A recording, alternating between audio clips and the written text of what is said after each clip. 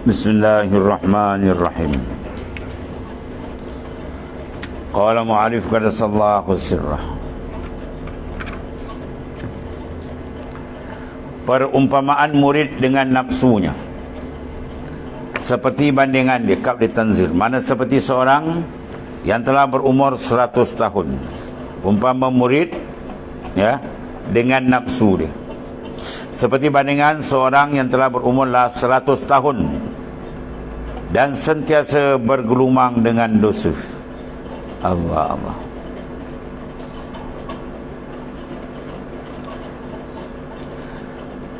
Itu mana perumpamaan dia buat murid, mana muridullah yang nak jalan ke Tuhan. Dengan nafsunya. Dia bergelumang dengan nafsu. Dia diikat oleh nafsunya. Dia dibelenggu lagi dengan nafsu, tidak berjaya memerdekakan diri dia. Maka bandingannya seperti seorang yang telah berumur 100 tahun dah, dan sentiasa bergelumang dengan dosa. Patutnya dari kan 40 dia kena start membuat perubahan besar. Tapi 1 tahun tak sedar lagi. Dia mengulang dosa dan maksiat dengan meninggalkan kefarduan sembahyang tidak, dan sebagainya. Sehingga dia hendak kembali kepada Allah Ta'ala. Adakah boleh dia mengqada waktu-waktu dan amalan-amalan yang telah terluput secara tertib? Sudah tentu tidak. Dia nak ulang balik waktu yang sama. Waktu mana boleh ulang, dia dah pergi. Dia kata hukukul awqat yumkinu qada'uhu. Hak-hak yang ada dalam waktu tu boleh qada. Semayang dia kena qada, boleh semayang. Puasa tak buat boleh qada. Tapi masa tu dapat tak? Masa tak dapat. Masa mana nak pusing nak qada balik, masa dah pergi dah. Sebab tu wajib kita memastikan tiap-tiap masa kita dalam mentaati Allah, bukan dalam menderhakai dia mana. Sekiranya dia tidak kembali kepada Allah Subhanahu Wa Taala, adakah boleh dia sekiranya ia nak kembali? Boleh tak diqada waktu dulu dan amalannya yang telah luput secara tertib? Sudah tentu tidak. Dan apa yang boleh dilakukan, ia kembali kepada Allah dengan hati yang seperti orang kafir yang baru masuk Islam. Dengan apa? Mengucap 2 kalimah syahadat la ilaha illallah. Macam mana orang kafir itu apa? Mengucap 2 kalimah syahadat. Kemudian itulah dia kena kembali dengan makna menyebutkan diri dengan Allah Ta'ala. Banyakkan akan zikrullah, banyakkan akan muhasabah, banyakkan akan muraqabah, banyakkan akan musyahadahkan diri.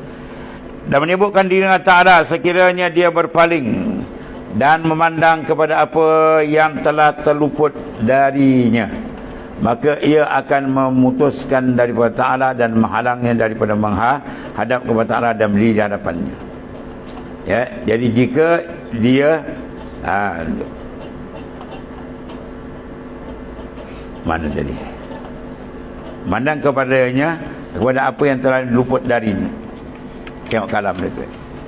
Sekiranya dia berpaling dan memandang kepada apa yang telah terluput dari dirinya, dia tak sembahyang, dia ingatkan kesalahan banyak dulu, maka ia akan memutuskan daripada Allah Ta'ala dan menghalang daripada menghadap kepada Ta'ala. Asyik dia fikir benda menyesal, tapi perubahan tak ada. Bukan maksud di sini tak boleh menyesal. Kita kena ingat untuk menyesal. Tapi kalau sekadar diingat begitu je, rasa susah, tak ada bertaubat betul, tak ada faedah, buang masa. Sebagian ahli arif berkata nafsu itu seperti arang, semua unsurnya berwarna hitam. Adakah boleh ia dibersihkan? Sudah tentu tidak. Mana nafsu arang, kau basuh macam ni dia tak hitam. Ada orang jumpa warna putih kan? Itu mungkin sepia mata dia rosak. Dia tengok hitam jadi putih. Sudah tentu tidak, kerana ia tidak dapat dibersihkan melainkan dengan api. Apabila diletakkan dalam api, maka ia akan mengeluarkan cahaya dari segenap bahagian. Arang tu kan, berkilau dia. Jadi maksudnya kena bakar dengan taubat sungguh. Sebagaimana firman Allah Ta'ala, wa ulaika yubaddilullahu sayyiatihim hasanat. Maka orang-orang itu Allah Ta'ala akan menggantikan kejahatan mereka dengan kebajikan. Surah Al-Furqan ayat 70. Itu menunjukkan kepada kita apa? Dia suruh kita melakukan perubahan cepat, jangan tangguh. Wahai murid, tinggalkan satu perbuatan itu kepada pembuatnya. Jika Allah Ta'ala menghendaki, dia membantu dan menguatkannya, dan jika Allah Ta'ala menghendaki, dia akan membiarkan. Ya, justru sibukkanlah diri kamu dengan Allah Ta'ala dan fana'lah kepadanya. Apa makna fana? Antabdu azamatillah. Apa makna fana? Ru'yatullahi bila khalqin. Dia memandang kalbi dia kepada Allah, syuhud dengan tidak ada makhluk. Habis. Itu yang dia kata apa? La mawjud bihaqqin illallah. Itulah dia. Ya. Ini mematikan ananiah. Ada lebay pula kata apa? Ananiah nak mati. Kita ada, waktu tak ada. Lama-lama jadi jabariyah. Bukan tu maksud dia. Maknanya sini bukan etikat, sini pandangan. Ya, syuur kalbi itu. Keperasanan tu dipadamkan, baru dimasuk keperasanan dengan Tuhan. Siapa yang buat perasaan dengan makhluk, dia tak perasaan dengan Tuhan. Faham? Siapa yang keperasanan syuur dikuat dengan Allah, tenggelam makhluk. Tu keadaan dia itu. Dan ja'al haq wa zahaqal batil. Datang nur makrifat akan tenggelam yang lain. Sebab tu dia kata, ya, as-sayru fil laila yakun ila ba'dal fana. Berjalan ke Tuhan, dia takkan mula tu rohani, dia melainkan fana. Kalau fana pun tak faham, ya, bakak pun tak erti, tetap cakap dalam ada Ustaz tak dibising. Dia nak tanya dalam istilah perjalanan arifillah ada fana bakak lah. Faham tak apa makna fana, apa makna bakak? Yang kau kata apa, hapuskan anania, itulah kunci dia. Bila terhapus pandangan diri kamu, maknanya apa? Bukan kita kata kita tak ada. Keperasanan tu, tumpuan dalaman kita, hati dia, sentiasa dengan dia, hilang yang lain. Itulah maksud dia. Ya, bukan kita kata yang ada tak ada. Bukan macam tu. Sebab Ibn Taymiyah pun, ya, ulama besar pada hak Zain kan. Tapi dia pernah komen sufinya kan. Orang kata la mawjud, tak ada melainkan Allah Ta'ala. Tak ada melainkan dia. Ni ada banyak-banyak ni. Kecuali ada yang dimuktabar atau tak. Yang tu lah ulama sufi pakai. Ya, ada yang diiktibar. Ada pun ada kita tidak diiktiraf, tidak diiktibar pada pandangan ahlillah. Sebab pandangan ahlillah nak memandang kewujudan yang sebenar. Apa makna wujud sebenar? Wujud sebenar, wujud yang tidak didahului oleh ketiadaan dan ditakkan bertembung dengan ketiadaan. Itu yang panggil wujud hakiki. Maka yang wujud macam ni siapa dia? Melainkan Allah Ta'ala je. Sebab wujud kita, wujud bukan hakiki, majaz. Ya, majaz mana wujud yang muqayyad, terikat. Semua makhluk terikat Tuhan, maka wujud macam ni kita nak pandang. Dia nak pandang wujudul mutlak, wujud yang tidak terikat dengan sesiapa. Bahkan dia yang mengikat yang lain. Itu wujud sebenar. Bila dia asyik memandang lazat, maka yang lain dia tak perasan. Itu maksudnya memadamkan ananiah. Selagi kita pandang saya, tak akan terbuka jalan dengan Tuhan. Dan bukan dalam kita ikut zulhimam. Ya, al-arif billah. Itulah Ibnu Ajibah al-Ahsani, ulama besar, wali besar, bukan jalan-jalan orang. Apa dia kata kitab dia? Ru'yatuka wujudak mani'atun an syuhudi rabb. Kau pandang je diri kau ada, kau pandang kau je habis. Kata tak dapat manik, kata sekat daripada makam musyahadah. Itu maksud dia ni. Buangkan ananiah. Ya, biar faham betul kan.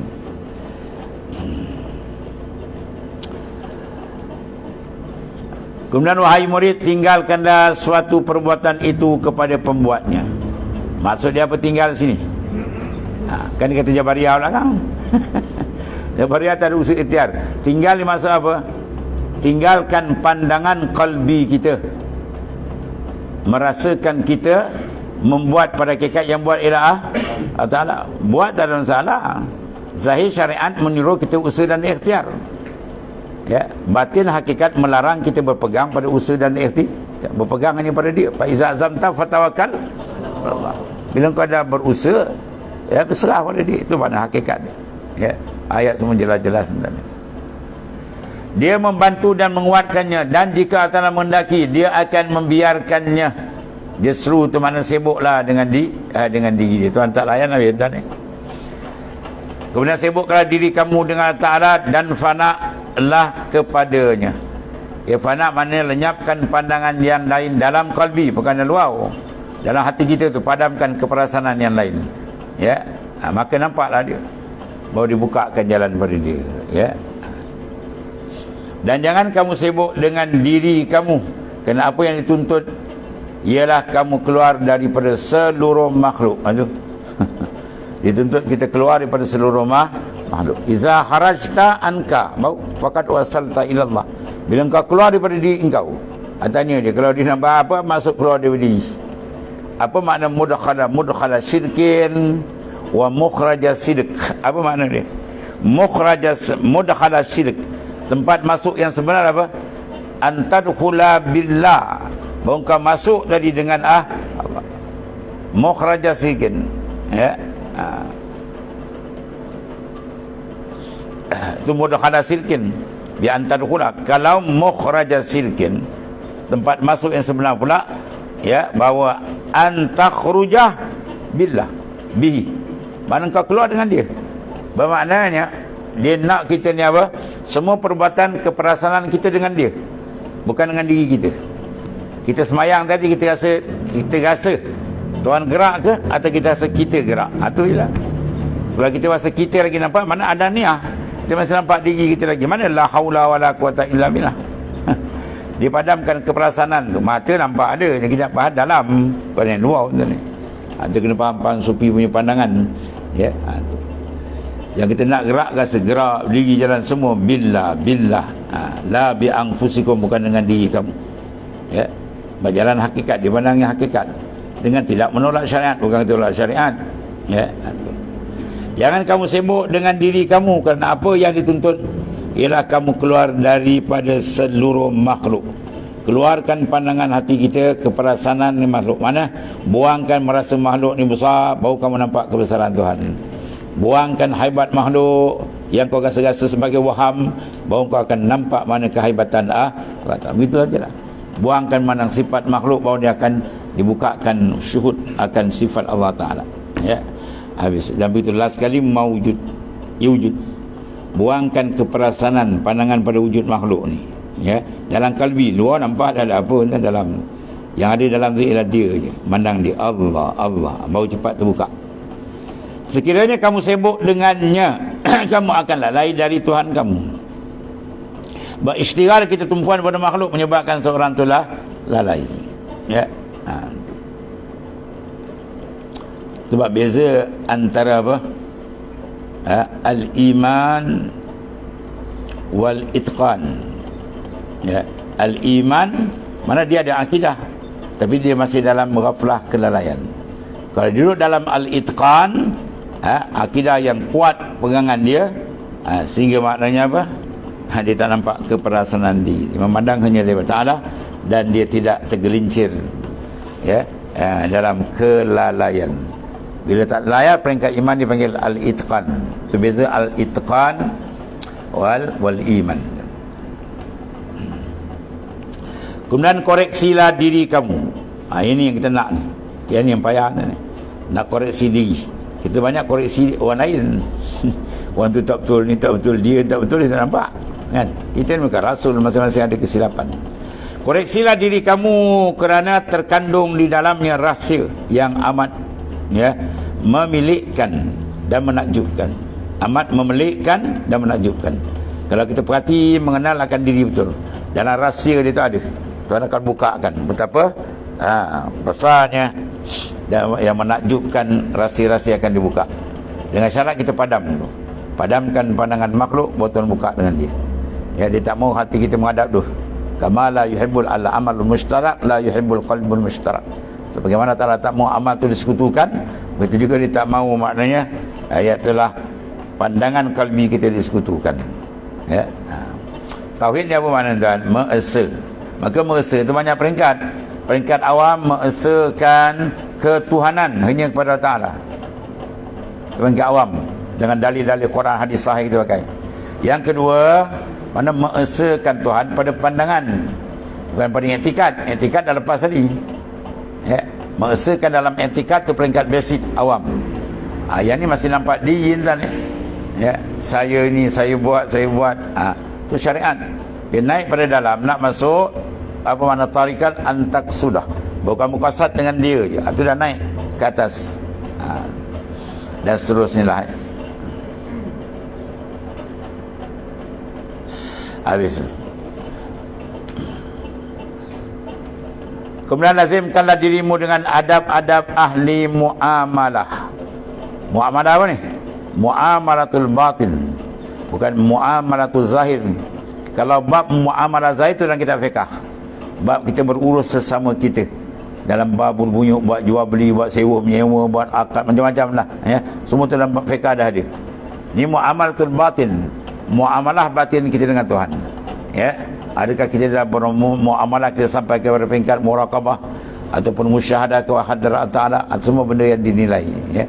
Mudah-mudahan kamu akan sampai kepada maqamun nihayah, makam kemuncak dia.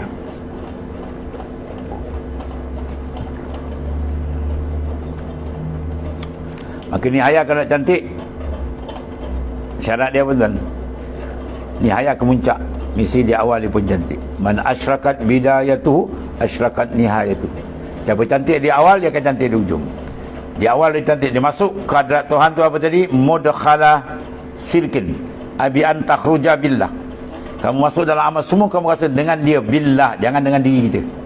Itu maknanya cara kita masuk cantik. Barulah dia pergi nihayah, keluar balik besok ya, dengan mendapat iaitulah pada nihayah kemuncak, iaitu marifat yang sebenar dengan Allah Ta'ala. Itu dia keluar mukhraja sirkin abi an takhruja billah. Sebenarnya Tuhan nak suruh kita dengan dia, dan ya perasan semua ni kita terikat, memandang keterikatan dengan dia, menyebabkan lenyapnya keperasanan ananiah kita bila kita asyik dengan Allah Ta'ala. Yang masih nampak kita lagi tu asyik, entah tu masih nampak diri, sedangkan memandang diri itu taklah dibuang ya, buang daripada pandangan dalam. Luaran kita tak buang, memang nampak, takkan kita nak kata yang ada tak ada. Itu mana kesedaran, itu perjalanan sufi, dia nak menuju ke arah itu ya. Kunan man lam yakum bi adabil ahlil bidayah kaifa yastaqimu lahu da'wan maqamil ahlil nihayah. Barang siapa yang tidak menegakkan adab ahli bidayah. Apa ahli bidayah tadi? Apa ahli bidayah dan bi anta dukhula billah, baru kamu masuk dengan dia. Kita beribadat ni, masuk ibadat dengan dia, bukan dengan kita. Kalau kita masuk ibadat dengan kita, ini anak saya, ni saya tak akan dan ya. Kalau kita tanya apa sebab manusia terkena afatun nafsi, riya, ujub, semua takabur, ego, beratus-ratus penyakit, sebab apa? Sebab ananiah, sebab mandang dia. Ini saya, bila saya rasa besari, bila rasa besari mula nak naik riya, takabur, macam-macam. Tapi kalau dipadamkan kediaan dia, keakuan, aku ni yang dia nampak semua daripada Allah, maka dia buat ibadat, dia makin tunduk. Sebab dia rasa ini kurnia tu Tuhan bukan dia punya, dan makin rapat dengan dia, dan makin kuat kemesraan qalbi dia dengan Ta'ala. Itulah faedah kita memadamkan ananiah. Itu suruh kita keluar ukhrud min awsafil basyariah tadi. Atau dalam tu dia kata apa? Iaitulah hendak kamu keluar, iza kharajta anka faqad wasalta ila Allah. Bila engkau keluar daripada diri engkau, itu mana ananiah terbuang. Barulah kita sampai pada Allah. Bukan kita banyak semua pembahasan ulama besar. Bagaimana boleh dipercayai dakwaannya telah mencapai makam ahli nihayah? Barang siapa tidak menegakkan adab pada bidayah, adab tak ada, dan macam mana dia boleh dipercayai dakwaannya telah mencapai makam nihayah, sedangkan di awal lagi dia sudah sangkut ya. Jadi adab bidayah syarat sahnya wilayah. Mana adab kalau ada pada bidayah adalah tu syarat untuk sah wilayah makam kewalian dia. Kemudian orang yang tidak sah ada adabnya dalam perjalanan menuju kepada Ta'ala, diharamkan daripada sampai pada makam ahli nihayah. Beradab besar tuan ni ya, yang sempurna. Sebagaimana dikatakan oleh Ibn Athaillah asalkan dari jalan, man asyrakat bidayatuhu asyrakat nihayatuhu. Siapa yang asyrakat, memancar, bercahaya permulaan dia dengan nur makrifat yang Tuhan buka, iaitu dengan memadamkan ru'yatun nafs, memadam diri, saya akan bercahayalah penghujungnya. Maka terbuka lah betul-betul makrifat dia dengan Allah Subhanahu wa Ta'ala, bahawa terpadam pandangan makhluk dalam kalbi dia ya, sentiasa jalan dia Allah. Lahir macam biasa kan. Yang kita faham macam Mu'tazilah pula, dia kata semua Tuhan diam, tak semayang. Bukan, semayang tu zahir macam biasa, dalam tu nak pelipih sebagai dia kemas betul dengan Allah Subhanahu wa Ta'ala, tauhid dia, baru dia akan dapat kurniaan yang banyak. Dan satu lagi jalan kepada Ta'ala, kesemuanya ialah adab ya. Semua kena adab, zahir dan batin dia. Orang yang salik mesti melakukan adab bidayah apabila telah sah bidayahnya, Apa adab yang paling besar kali masuk? At-taubah. Taubat kena dia. La ibadata liman lam yatub. Tidak ada ibadat yang diiktiraf bila seorang tu tak mau bertaubat. Kita pernah jumpa tak dalam, ya, pernah jumpa tak orang yang tak ada dosa? Ada? Yang tak ada dosa semua dah tak ada sekarang. Nabi-nabi dah rasul semua dah balik. Yang ada semua yang ada dosa.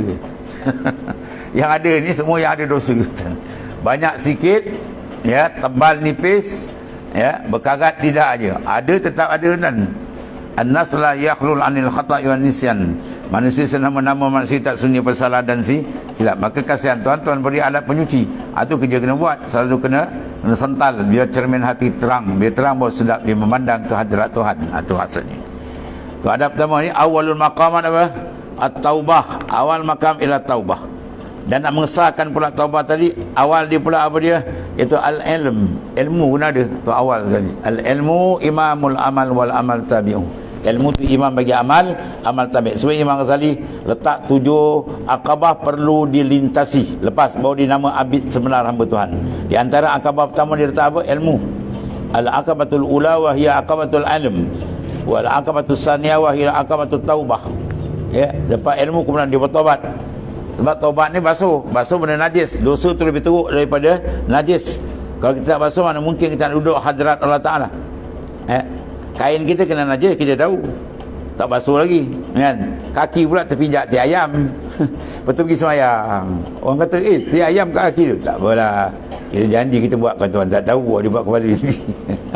Syarat dia kena sah ialah apa? Suci. Ya, suci anggota, badan, tempat, pakaian dia najis. Baru semayang tu sah. Kalau najis tak sah. Begitu, batin. Kalau kita tak bertobat, makna kita suka duduk dalam keadaan najis maknawi. Maka di mana nak dibuka jalan ni? Batu adab pertama kena bertobat sungguh-sungguh, insya-Allah dibukakan oleh Taala. Kemudian bidayah ila mujahadatu wa nihaya ila musyahadah wallahu alam. Bismillahirrahmanirrahim. Alhamdulillahirabbil alamin. Alhamdulillah.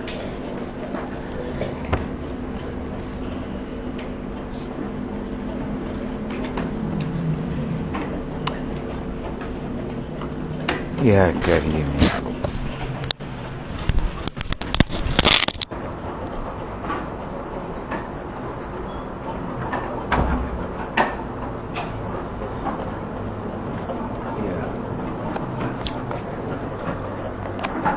Allahu Akbar, Allah